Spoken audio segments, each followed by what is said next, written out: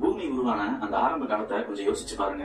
அப்போ இந்த பிரம்மாண்டமான உடம்புல சதையும் கிடையாது, ரத்தமும் கிடையாது, வெறும் எலும்புகளா பாறைகள் மட்டும்தான் இருந்துச்சு. இந்த எலும்புகளை தோலா மாத்த ஒரு உயிர் தேவைப்பட்டுச்சு. அதுதான் மைசீலியம். விண்வெளியில இருந்தோ இல்ல கடல்ல இருந்தோ வந்த அந்த உயிர் பாறைகள் மேல மெல்ல படர ஆரம்பிச்சது. யாரும் செய்யாத ஒரு வேலையை அது செஞ்சது. பாறைகளை தின்ன ஆரம்பிச்சது. தன் உடம்புல இருந்து ஒருவித அமிலத்தை சுரந்து பல கோடி வருஷங்களா பாறைகளை அரிச்சு அரிச்சு மண்ணுங்கிற தோலை பூமிக்கு அதுதான் உருவாக்கி தந்துச்சு. கடல்ல இருந்த பச்சை பாசிகளுக்கு நிலத்துக்கு வரணும்னு ஆசை. ஆனா நிலத்துல இருந்த மண்ணுல இருந்து சத்துக்களை உறிஞ்சுற அந்த வேரமைப்பு அவங்ககிட்ட இல்ல. அப்பதான் மண்ணுக்கு அடியில இருந்த மைசீலியம் அந்த பாசிகள் கிட்ட ஒரு ரகசிய ஒப்பந்தம் போட்டுச்சு. உன்னால சூரிய ஒளிய உணவா மாத்த முடியும், ஆனா மண்ணை தோண்ட முடியாது. என்னால மண்ணை தோண்ட முடியும், ஆனா சூரிய ஒளிய சாப்பிட முடியாது. நாம ஏன் கை கொடுக்க கூடாது? இப்படித்தான் பூமியோட முதல் பிசினஸ் அக்ரிமெண்ட் நடந்துச்சு. பாசி சாப்பாட்டை கொடுக்க, மைசீலியம் மண்ல அந்த சத்துக்களை கொடுக்க. இந்த ஒப்பந்தத்துல உருவானதுதான் நாம இன்னைக்கு பாக்குற மரங்கள். இன்னைக்கு நாம பாக்குற பெரிய பெரிய மரங்கள் எல்லாம் சுதந்திரமானதுன்னு நினைச்சுக்காதீங்க. உண்மை என்னன்னா அவை மைசீலியம்ங்கிற நரம்பு மண்டலத்தோட கட்டுப்பாட்டுல இருக்கிற வெறும் பொம்மைகள் தான். மரத்தோட வேர்கள் 20% வேலை செஞ்சா மிச்சம் 80% வேலைய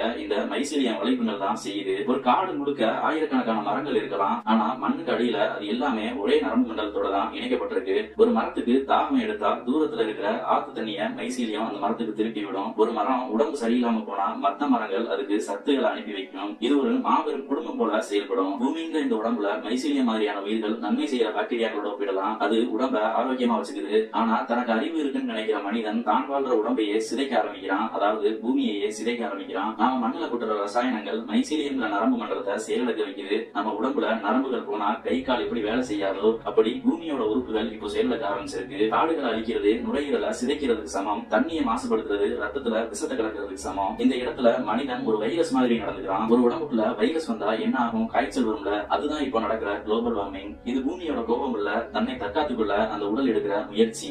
நாம இப்போ ஏஐ உருவாக்குறோம். எதுக்கு? நம்ம வேலையை சுலபமாக்க, நமக்கு உதவியா இருக்க.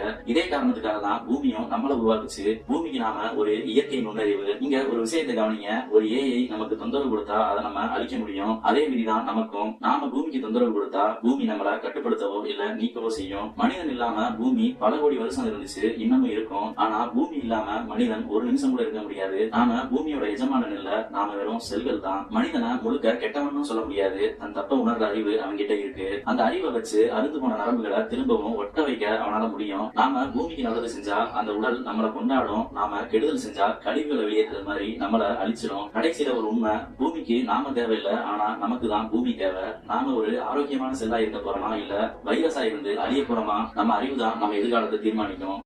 பூமி உருவான அந்த ஆரம்ப காலத்தை கொஞ்சம் யோசிச்சு பாருங்க. அப்போ இந்த பிரம்மாண்டமான உடம்புல சதையும் கிடையாது, ரத்தமும் கிடையாது, வெறும் எலும்புகளா பாறைகள்